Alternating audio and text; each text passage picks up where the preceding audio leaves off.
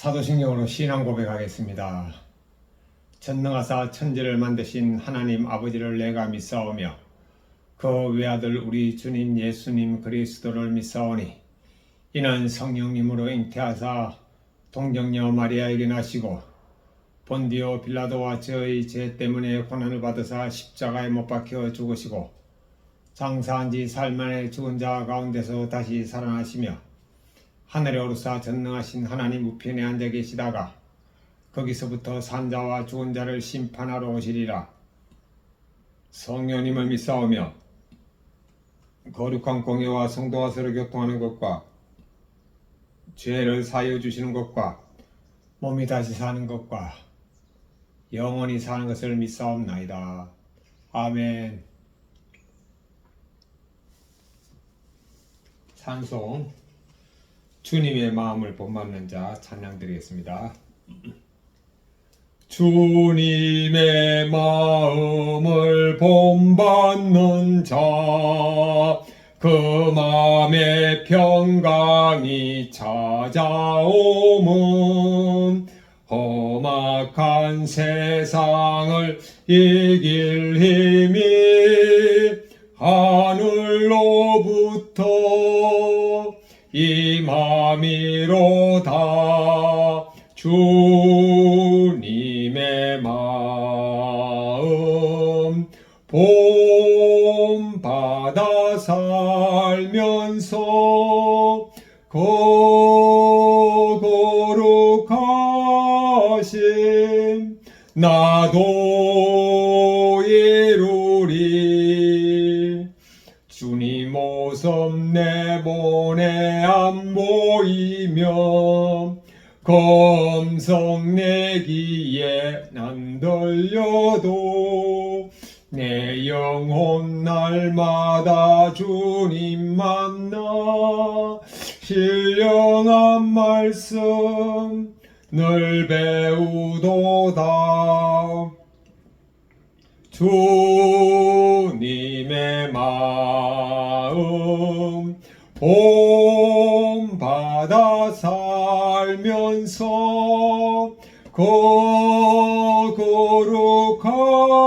거룩하신 나도 이루리.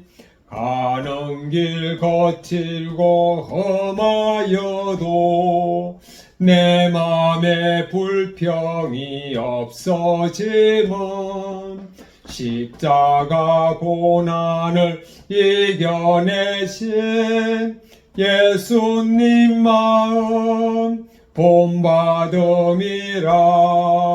예수님 마음 본받아 살면서 거룩하심 나도 이루리.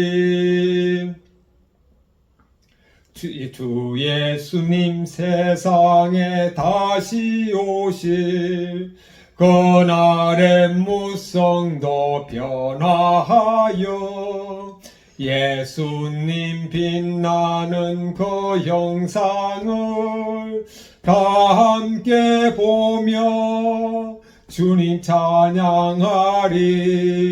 주님의 마음 본받아 살면서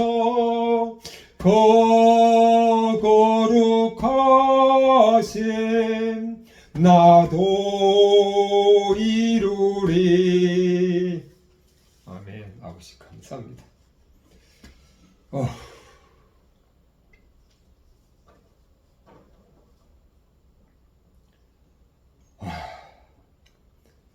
하나님의 말씀 사무엘하 14장 1절부터 8절입니다.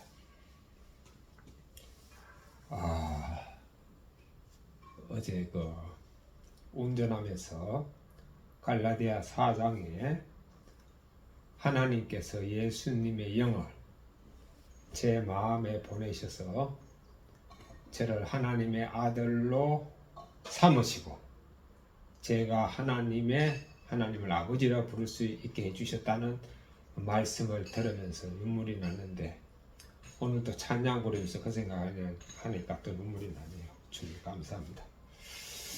사무엘하 14장 1절부터 마지막 절인 33절까지입니다. 같이 읽겠습니다. 스루야의 아들 요압이 왕의 마음에 압살롬에게로 향하는 줄 알고 드고아에 사람을 보내 거기서 지혜로운 여인 하나를 데려다가 그에게 이르되 청하건대 너는 상주가 된 것처럼 상복을 입고 기름을 바르지 말고 죽은 사람을 위하여 오래 설파하는 여인같이 하고 왕께 들어가서 그에게 이러이러하게 말하라고 요압이 그 입에 할 말을 넣어주니라. 드고아 여인이 왕께 아랠 때에 얼굴을 땅에 대고 엎드려 이르되 왕이여 도우소서 하니 왕이 그에게 이르되 무슨 일이냐 하니라. 대답하되 나는 진정으로 가문이이다.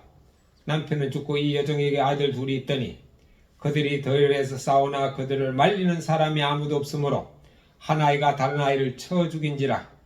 온 족속이 일어나서 당신의 여종 나를 핍박하여 말하기를 그의 동생을 쳐 죽인 자를 내놓으라. 우리가 그의 동생 죽인 죄를 갚아 그를 죽여 상속자가 될 것까지 끊겠노라 하오니 그러한즉 그들이 내게 남아있는 숯불을 꺼내 내 남편의 이름과 시를 세상에 남겨두지 아니하겠나이다 하니 왕이 여인에게 이르되 너의 집으로 가라. 내가 너를 위하여 명령을 내리리라 하는지라. 9절입니다. 드고아 여인이 왕께 아뢰되 내 주 왕이여 그 죄는 나와 내 아버지의 집으로 돌릴 것이니 왕과 왕위는 허물이 없으리이다. 왕이 이르되 누구든지 너에게 말하는 자를 내게로 데려오라. 그가 다시는 너를 건드리지도 못하리라 하니라. 여인이 이르되 청하건대 왕은 왕의 하나님 여호와를 기억하사 원수 갚는 자가 더 죽이지 못하게 하옵소서.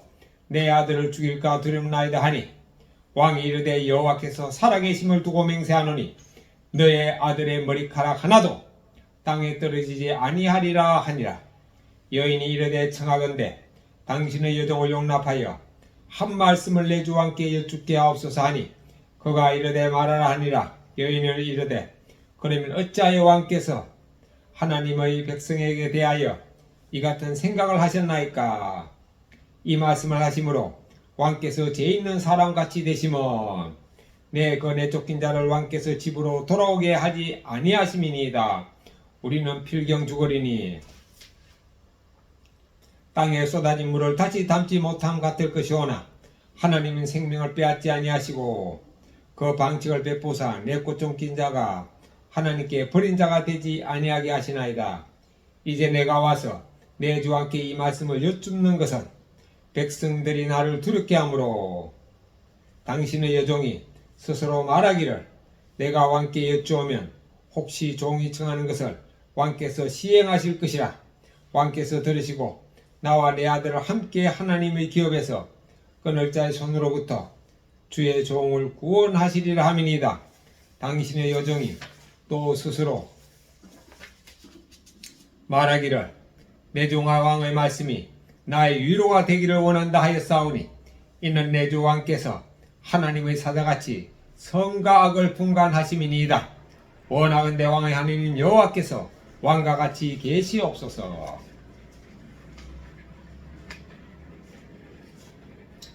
18절입니다. 왕이 그 여인에게 대답하이르되 바라노니 내가 너에게 묻는 것을 나에게 숨기지 말라. 여인이 이르되 내 주 왕은 말씀하옵소서. 왕이 이르되 이 모든 일에 요압이 너와 함께하였느냐 하니 여인이 대답하이르되 내 주 왕의 살아계심을 두고 맹세하옵나니 내 주 왕의 말씀을 좌로나 우로나 옮길 자가 없으리이다. 왕의 종 요압이 내게 망령하였고 그가 이 모든 말을 왕의 여종 입에 넣어주었사오니 이는 왕의 종 요압이 이 일의 형편을 바꾸려 하여 이렇게 함이니이다. 내 주 왕의 지혜는 하나님의 사자의 지혜 같아서 땅에 있는 일을 다 아시나이다 하니라. 왕이 요압에게 이르되 내가 이 일을 허락하였으나 가서 청년 압살롬을 데려오라 하니라. 요압이 땅에 엎드려 절하고 왕을 위하여 복을 빌고 요압이 이르되 내 주 왕이여 종의 구함을 왕이 허락하시니 종이 왕 앞에서 은혜 입는 줄을 오늘 아나이다 하고 요압이 일어나 거슬러 가서 압살롬을 데리고 예루살렘으로 오니 왕이 이르되 그를 그의 집으로 물러가게 하여 내 얼굴을 볼 수 없게 하라 하며 압살롬이 자기 집으로 돌아가고 왕이 얼굴을 보지 못하니라. 온 이스라엘 가운데에서 압살롬같이 아름다움으로 크게 칭찬받는 자가 없었으니 그는 발바닥부터 정수리까지 흠이 없음이라. 그의 머리털이 무거우므로 연말마다 깎았으며 그의 머리털을 깎을 때에 그것을 달아본즉 그의 머리털이 왕의 저울로 200세겔이었더라. 압살롬이 아들 셋과 딸 하나를 낳았는데 딸의 이름은 다말이라. 그는 얼굴이 아름다운 여자더라.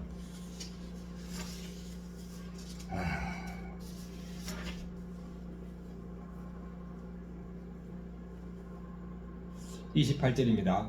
압살롬이 이태 동안 예루살렘에 있으되 왕의 얼굴을 보지 못하였으므로 압살롬이 요압을 왕께 보내려 하여 압살롬이 요압에게 사람을 보내 부르되 그에게 오지 아니하고 또다시 그에게 보내되 오지 아니하는지라.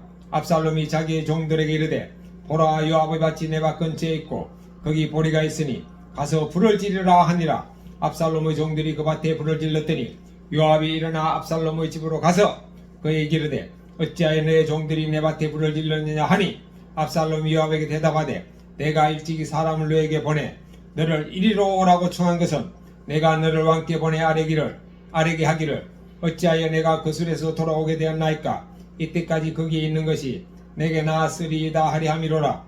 이제는 누가 나로 하여금 왕의 얼굴을 볼 수 있게 하라. 내가 만일 죄가 있으면 왕이 나를 죽이시는 것이 옳으니라 하는지라. 요압이 왕께 나아가서 그에게 아뢰며 왕이 압살롬을 부르니 그가 왕께 나아가 그 앞에서 얼굴을 땅에 대어 그에게 절하며 왕이 압살롬과 입을 맞추니라.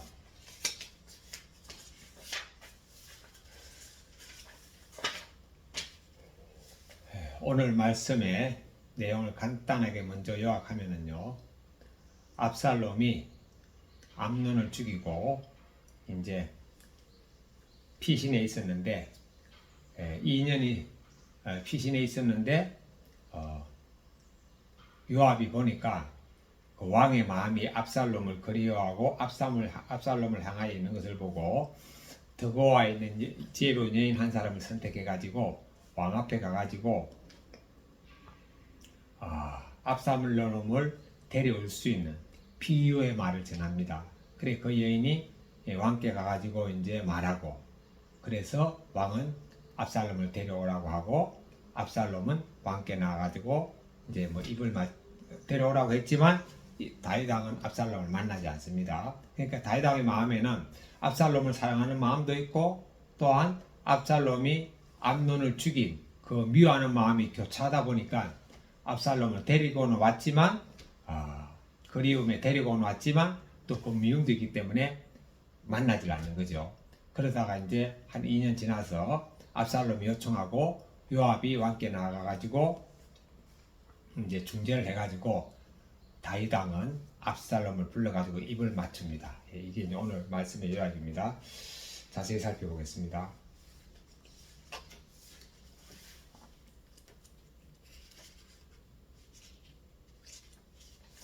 1절부터 3절 보겠습니다.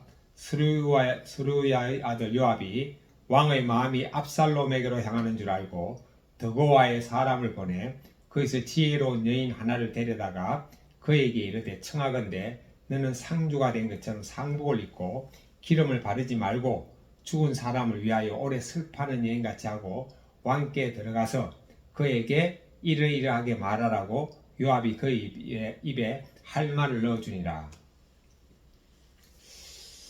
요압이 다윗 왕을 보니까 다윗 왕의 마음이 압살롬으로 향하는 것을 알았습니다. 그래가지고 왕의 마음을 자기가 이제 헤아리고 도와주기 위해서 드고아에 있는 여인을 불러가지고 왕에게 가가지고 너는 과부의 복장을 하고 그리고 상복을 입고 기름을 바르지 말고 죽은 사람을 위하여 오래 슬퍼하는 여인 것처럼 해가지고 왕께 들어가가지고 이러이러하게 말을 하라고 하면서 여인을 다윗 왕에게 보냅니다. 요압은 다윗 왕의 마음을 얻고자 다윗왕이 하고 싶어하는 것을 지금 나름대로 지혜를 동원해 가지고 지금 이를 꾸밉니다. 예. 이것은 요압이 하나님의 은혜를 받고 나온 지혜가 아니고 인간의 지혜이기 때문에 당장은 좋아 보여도 결국에는 비참한 결말을 이르게 합니다. 자, 4절부터 7절 보겠습니다. 드고와 여인이 왕께 아릴 때에 얼굴을 땅에 대고 엎드려 이르되 왕이여 도우소서 하니 왕이 그에게 이르되 무슨 일이냐 하니라. 대답하되 나는 진정으로 가분이이다. 남편은 죽고 이 여종에게 아들 둘이 있더니 그들이 덜해서 싸우나 그들을 말리는 사람이 아무도 없으므로 한 아이가 다른 아이를 쳐 죽인지라. 온 족속이 일어나서 당신의 여종 나를 핍박하여 말하기를 그의 동생을 쳐 죽인 자를 내놓으라. 우리가 그의 동생 죽인 죄를 갚아 그를 죽여 상속자가 될 것까지 끊겠노라 하오니 그러한즉 그들이 내게 남아있는 숯불을 꺼서 내 남편의 이름과 씨를 세상에 남겨두지 아니하겠나이다 하니. 드고와 여인이 왕께 나가가지고 아뢰입니다. 왕이시여, 제 남편은 죽었고 제게는 두 아들이 있는데 둘이 들판에서 싸우다가 한 아들이 다른 아들을 죽였습니다. 동네 사람들이 이것을 알고 원래 율법에는 사람을 죽인 자는 죽이라는 율법이 있거든요. 그래가지고 그 살인자 아들, 남은 아들을 죽이려고 하는데 그 아들이 죽으면은 우리 집안 그야말로 대가 끊깁니다. 이렇게 이제 과부의 복장을 하고 또 상복을 입고 그리고 오래 슬퍼했기 때문에 아마 금식을 했을지도 모르죠. 그래 뭐 하여튼 불쌍한 모습으로 나가서 왕에게 이제 간절히 호소하는 거죠. 또 여기 지혜로운 여인이라고 했기 때문에 얼마나 그 상황을 갖다가 아주 그럴듯하게 꾸몄겠습니까? 8절입니다. 왕이 여인에게 이르되 너의 집으로 가라. 내가 너를 위하여 명령을 내리라 하는지라.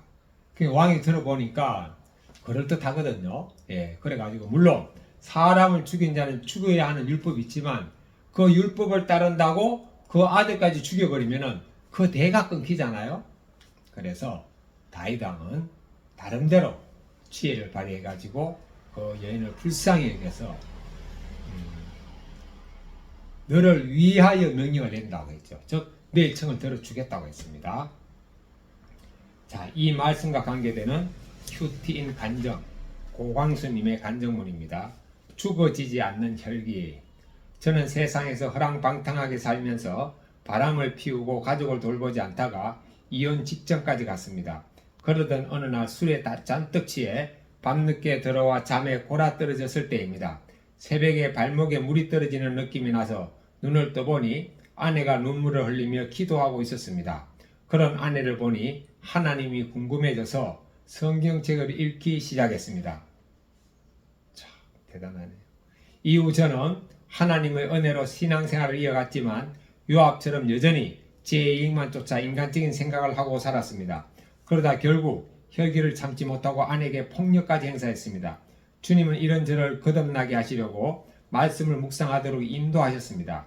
하지만 교회 소그룹 모임에서 제 이야기를 나누다 보면 묵혀둔 감정이 올라와 오히려 싸움이 더 커지기도 했습니다. 그럴 때면 저는 당구장과 PC방으로 피해 시간을 보냈습니다. 하나님은 그런 제가 더 이상 회피하지 못하도록 소그룹 리더로 세우셨습니다.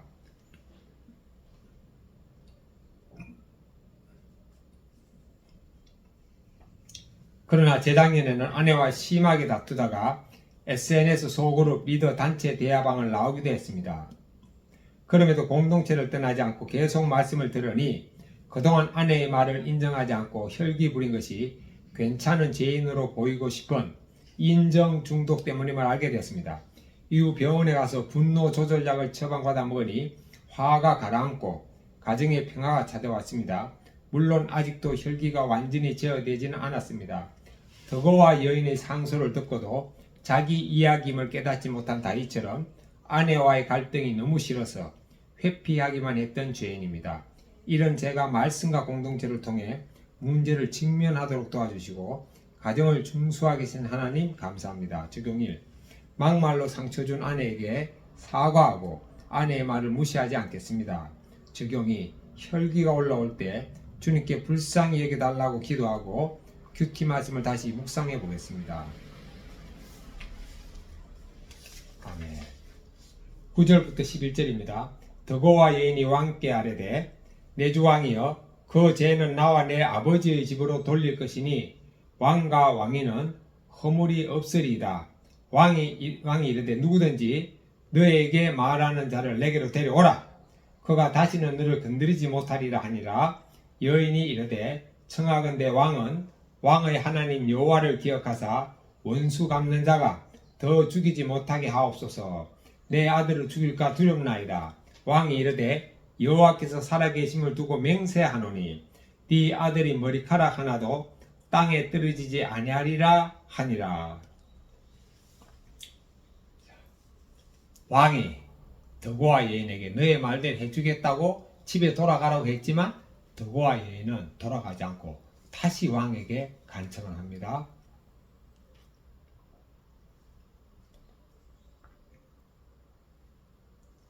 왕이여 그 죄는 나와 내 아버지 집으로 돌릴 것이니 왕과 왕위는 허물이 없습니다. 그러니까 살인자를 율법에 따라 죽여야 되는데 왕이 살리라고 했으니까 그 율법을 어긴 거잖아요. 백성의 그 불쌍함은 들어줬는데 다이당이 율법을 어긴 죄가 됩니다. 그러니까 그 여자가 하는 말이 다이당이 율법을 어긴 죄는 자기와 자기 아버지의 집으로 돌릴 것이라고 하는 거죠. 그러니까 왕은 허물이 없습니다 라고 지금 선언하면서 왕의 부담을 싹 들어주죠. 그러니까 왕이 다시 약속합니다. 누구든지 너에게 말하는 자를 데려오라. 즉 네 아들을 죽이려는 사람을 데려오라. 그가 다시는 너를 건드리지 못할 것이라고 두 번째 또 약속을 합니다. 예. 그러면서 그런데도 그럼 왕이 두 번째 약속했는데 여자는 다른 목적이 있으니까 왕에 또 한 번 더 간청하는 거예요. 원수 갚는 자가 더 죽이지 못하게 또 해달라는 거죠. 그러니까 세 번째는 다시 여호와의 살아계심을 두고 맹세하노니 하나님의 이름을 여호와 이름을 가지고 맹세해버렸네요. 네 아들 머리카락 하나도 땅에 떨어지지 아니하리라. 이렇게 지금 세 번 약속을 합니다. 12절부터 14절입니다. 여인이 이르되 청하건대 당신의 여종을 용납하여 한 말씀을 내 주 왕께 여쭙게 하옵소서 하니 그가 이르되 말하라 하니라. 여인이 이르되 그러면 어찌하여 왕께서 하나님의 백성에게 대하여 이 같은 생각을 하셨나이까? 이 말씀을 하심으로 왕께서 죄 있는 사람같이 되시면 그 내 쫓긴 자를 왕께서 집으로 돌아오게 하지 아니하심이니이다. 우리는 필경 죽으리니 땅에 쏟아진 물을 다시 담지 못한 같을 것이오나 하나님은 생명을 빼앗지 아니하시고 방책을 베푸사 내 쫓긴 자가 하나님께 버린 자가 되지 아니하게 하시나이다. 여인이 자신을 위해서 세 번 지켜주겠다고 약속한 다윗왕에게 본론을 꺼냅니다. 왕이시여 여종이 한 말씀 더 드릴 것을 허락하여 주옵소서. 그러니까 왕이 말하라고 하죠. 그러니까 하는 말이 왕께서 하나님의 백성인 저에게 이렇게 은혜를 베푸셨는데 살인한 아들을 용서하는 것은 바로 율법을 어긴 것입니다. 이 말씀을 하심으로 왕께서 죄 있는 사람같이 되었습니다. 라고 딱 왕에게 지적을 하네요. 그 내 쫓긴 자가 왕의 집으로 돌아오게 하지 아니하심이니이다. 즉 그러면 왕도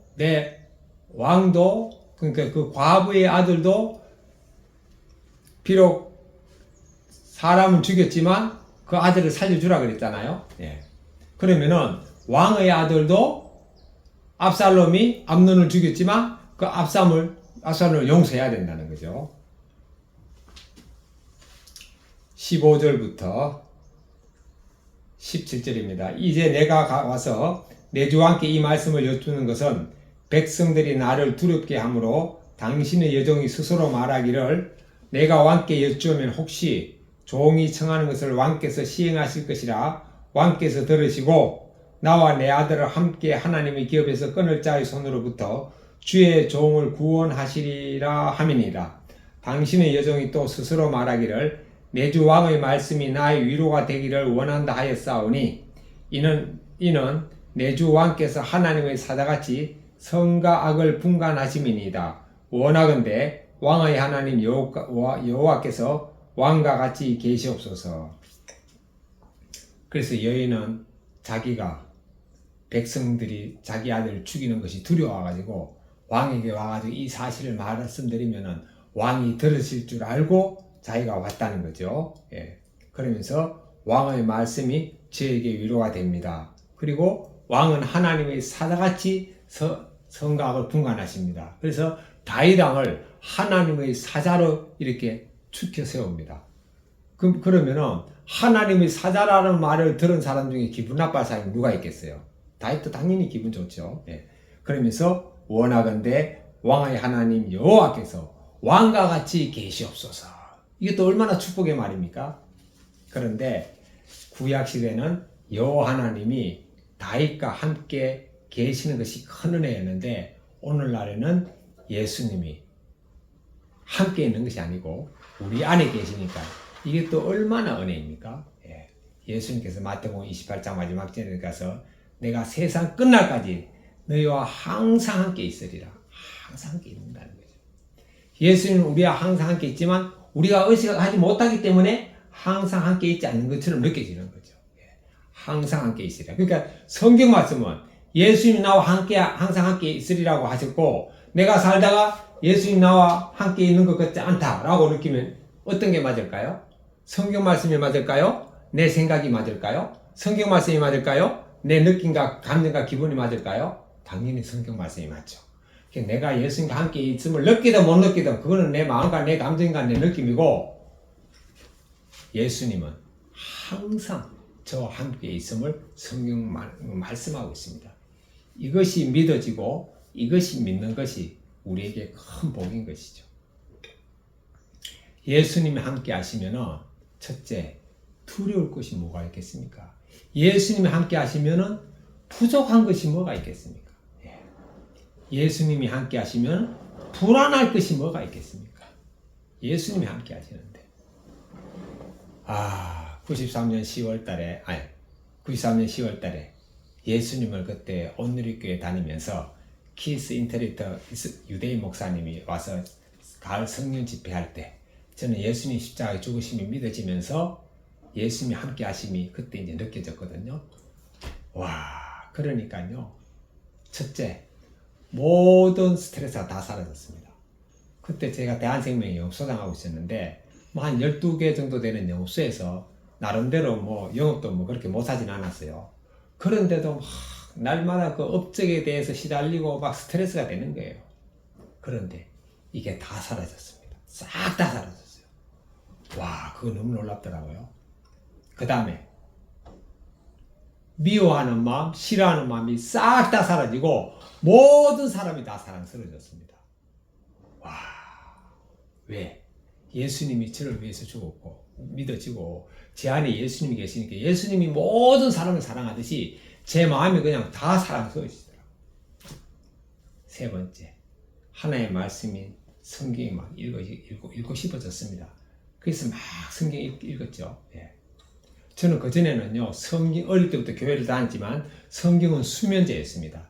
전 지금까지 66년 인생을 살면서 단 한 번도 수면제 먹은 기억이 없어요.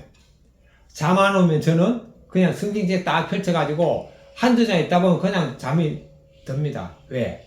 믿어지지 않으니까. 우리 학교 다닐 때 수학 시간에 왜 졸립죠? 선생님은 열심히 문제를 푸는데 나는 그게 이해가 안 되니까.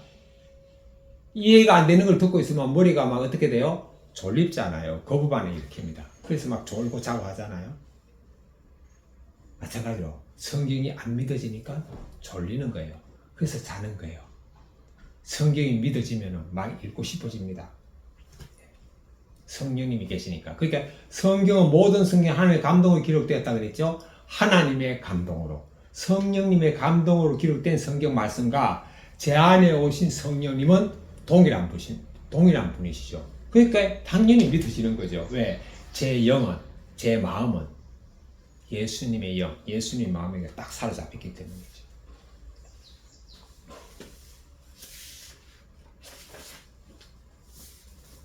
자, 이렇게 이 여인은 다윗에게 가서 자기의 처지를 이야기하면서 다윗의 잘못을 딱 지적해 줍니다. 이 말씀과 관계되는 간증문입니다. 김민정님, 침묵에서 소통으로. 조용하고 성실해 보이는 남편과 재혼했지만 예상과 달리 남편은 자주 화를 냈습니다. 저는 당시 4살이던 제 딸이 상처받을까봐 보호하려 애쓰는데 그 모습이 남편에게 편먹는 것처럼 보였는지 부부관계는 점점 더 나빠졌습니다. 그렇게 끝없는 전쟁을 치르며 살다가 가족 모두 큐티하는 공동체로 인도되었습니다.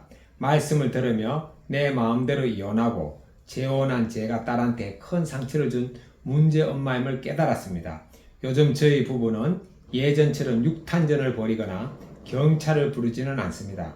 말씀 앞에 자기 자신과 상황을 객관적으로 보려고 각자 침묵의 시간을 가지니 서로 비방하는 횟수도 많이 줄었습니다. 하지만 남편의 침묵이 하루 이틀을 지나 더 길어질 때가 있는데 그러면 저는 벌받는 느낌이 들어 마음이 답답하고 어렵습니다.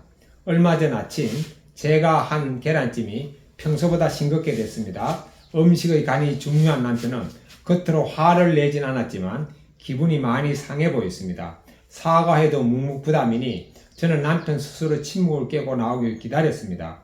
그렇지만 그 시간이 또 길어지자 점점 힘들어졌습니다. 그런데 오늘 더과 여인의 끈질긴 간청에 넘어가 성급히 맹세하는 다윗을 보면서 남편의 침묵이 길어지는 데는 남편에 대한 피해의식이 남아있는 제게도 문제가 있음을 알게 되었습니다. 의견이 다르고 마찰이 있어도 구원의 관점으로 남편에게 다가가 대화해야 하는데 저는 아직도 거절받는 것이 두려워 남편에게 먼저 다가가지 못하고 있습니다.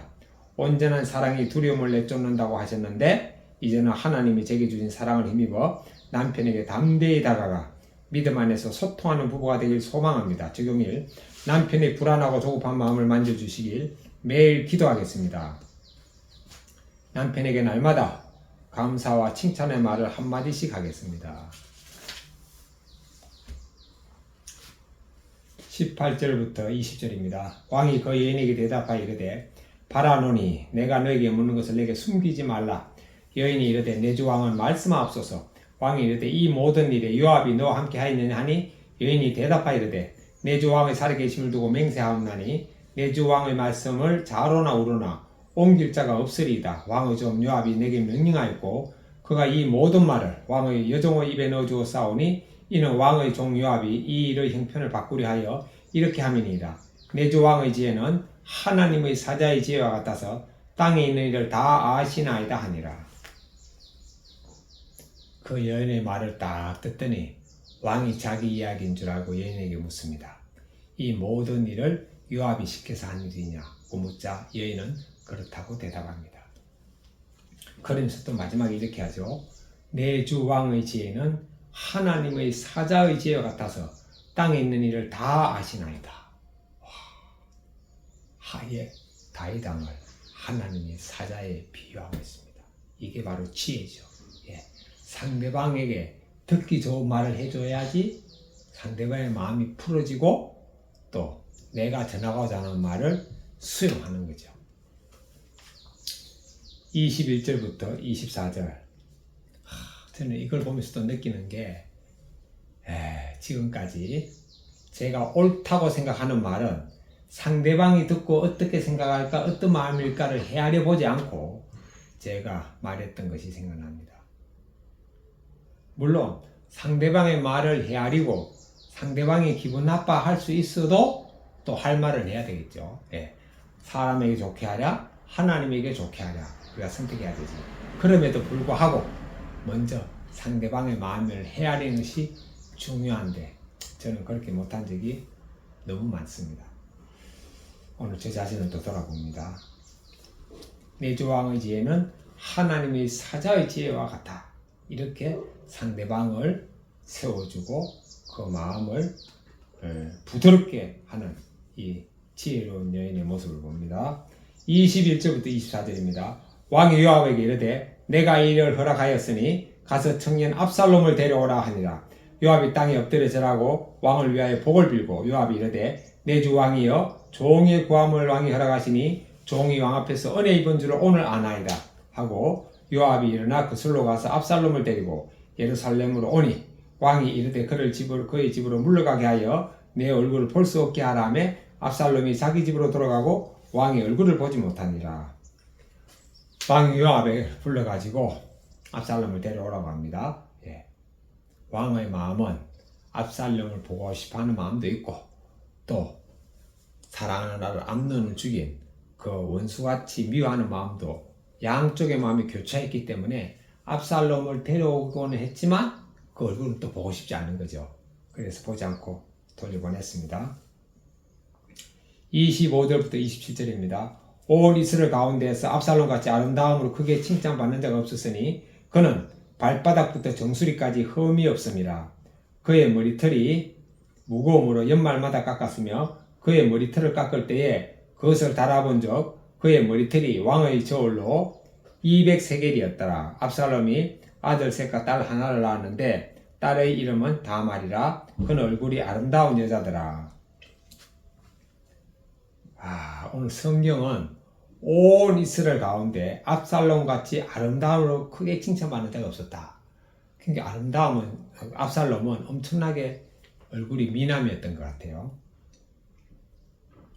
그리고 머리털도 아주 머리털도 풍성해가지고 매년 한 번씩 깎아야 되는데 그 깎은 머리털의 무게가 여기 200세겔이면은 요즘 무게로 2.3kg 엄청난 무게네요. 그래서 압살롬은 그렇게 잘생긴 사람은 옛날에나 지금이나 다 사람들한테 이렇게 칭찬을 받잖아요. 그래서 또 다윗 왕은 그 외모에 의해 가지고 또 압살롬에게 마음을 기울였다는 그런 것도 좀 있는 건데요. 그런데 이 아름다운 외모가 이 머리털 이 1년에 2kg씩 자를 정도로 부성하게 자란 이 머리털이 나중에는 압살롬을 죽이는 역할을 하는 거죠. 자, 이 말씀과 관계되는 간증문입니다. 황의술님, 얼굴을 마주하게 하시는 은혜. 40대 후반의 장인 어른을 여의고 혼자 되신 장모님은 자신의 힘과 의지로 두 딸을 뒷바라지하여 대학 졸업을 시키시고 시집도 보내셨습니다. 저희 부부는 그런 장모님이 구원받기를 바라며 교회로 인도했습니다. 하지만 장모님은 공동체에 몇 번 나오다가 발길을 끊으셨습니다. 압살롬과의 관계가 온전히 회복되지 않아 거리를 두는 다윗처럼 저 또한 장모님과 서먹한 관계를 유지했습니다. 하지만 하나님은 구원을 위해 장모님과 얼굴을 마주하고 믿음으로 가까이 나아가야 하는 상황을 주셨습니다. 어느 날 장모님이 이사할 지역을 두고 가족회의가 열렸습니다. 첫째는 엄마가 고향으로 가셔서 친구분들과 가까이 지내시는 게 좋겠다고 말했습니다. 그러나 저는 장모님이 최근 사기를 당하신 적이 있으니 처제가 사는 지역에 계시는 게 안전하고 또 그것이 교회와도 가까우니 더 좋을 것 같다고 했습니다. 그러자 장모님은 이제 좀 쉬고 싶어 고향에 내려가게 해줘라고 하셨습니다. 순간 저도 마음이 흔들렸습니다. 하지만 성령님이 지혜를 주셔서 제 삶을 간증하게 되었습니다. 믿음이 없을 때는 술 마시고 본능대로 살면서 아내와 자주 다투고 이혼까지 생각했어요.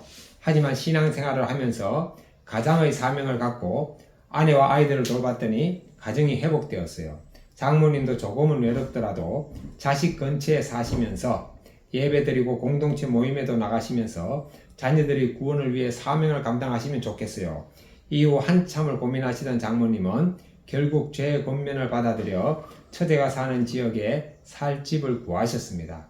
장모님을 설득할 수 있도록 지혜를 주신 성령님 감사합니다. 이 일이 장모님뿐만 아니라 처제 가정에까지 교회로 인도하시려는 하나님의 뜻에 따라 이루어진 것임을 믿습니다. 적용 1. 가족 모임 때 큐티인으로 가정 예배를 드리면서 말씀을 전하겠습니다. 적용이 장모님과 처제와 동서가 구원받도록 꾸준히 교회로 인도하겠습니다. 예, 오늘 한 가지 놓친 게 있는데요.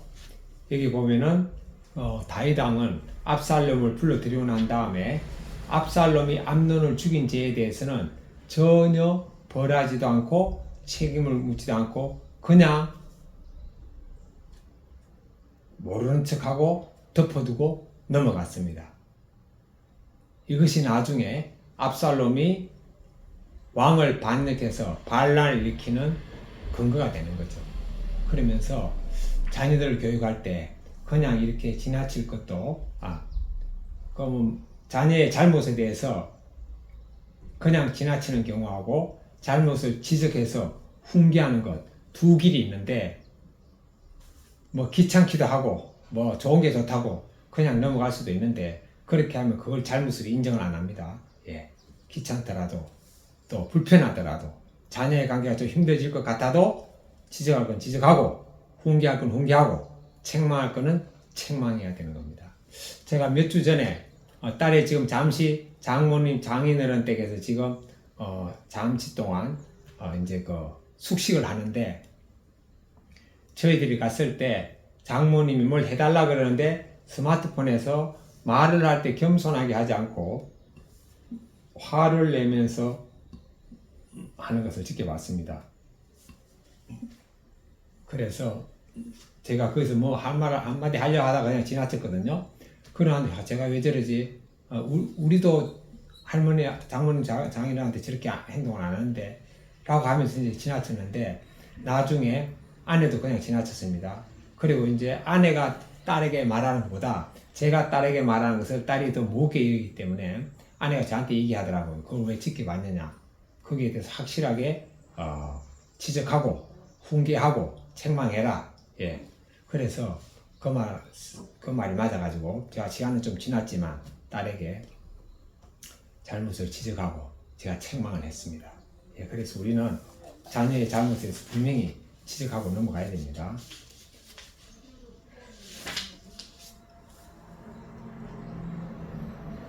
(28절부터) (30절까지입니다) 압살롬이 이태 동안 예루살렘에 있으되 왕의 얼굴을 보지 못하였으므로 압살롬이 요압을 왕께 보내려 하여 압살롬이 요압에게 사람을 보내 부르되 그에게 오지 아니하고 또다시 그에게 보내도 오지 아니하는지라. 압살롬이 자기의 종들에게 이르되 보라, 요압의 밭이 내 밭 근처에 있고 거기 보리가 있으니 가서 불을 지르라 하니라.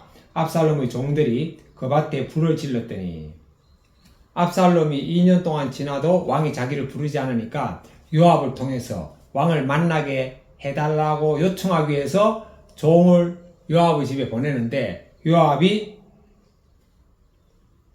응답하지 않았습니다. 두 번이나 보내도 응답하지 않자 압살롬이 요압의 밭에 불을 질러 버렸어요. 종을 통해서. 그러니까 종들이 요압에게 보고하고 요압이 압살롬에게 따지러 왔습니다. 31절부터 32절입니다.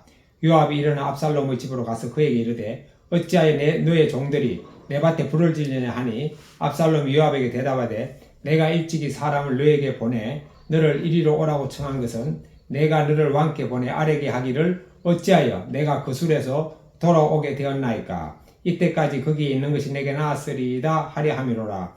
이제는 너가 나로 하여금 왕의 얼굴을 볼 수 있게 하라. 내가 만일 죄가 있으면 왕이 나를 죽이시는 것이 옳으니라 하는지라. 요압이 압살롬 집에 가서 따지니까 압살롬이 요압에게 왕에게 가가지고 나를 만나도록 해달라고 요청하라는 거죠. 33절 요압이 왕께 나아가서 그에게 아뢰매 왕이 압살롬을 부르니 그가 왕께 나아가 그 앞에서 얼굴을 땅에 대고 그에게 절하매 왕이 압살롬과 입술을 맞추니라. 그래서 요압이 왕에게 청하고 다윗 왕이 압살롬을 불러서 입술을 맞추는데 이거는 그냥 겉으로 봉합한 거죠. 겉으로 봉합. 예. 속에는 다윗도 압살롬에 대한 미움이 사라지지 않았고 압살롬도 아버지에 대해서 서운함이 사라지지 않은 이 상태로 겉으로만 이렇게 입을 맞추고 이제 지나가는 거죠. 이것이 나중에 큰 문제를 일으키는 거죠. 그러나 생각해 보면은 다윗이 압살롬에 대해서 강하게 책망하지 못한 것이 아마 자기도 충신 우리아의 아내를 간음하고 우리아를 죽인 그 죄 때문에 그런 마음의 죄책감이 있어서 그런 수도 있다는 생각이 듭니다. 기도하겠습니다. 하나님 아버지, 오늘도 압살롬과 다윗과 요압의 모습을 보면서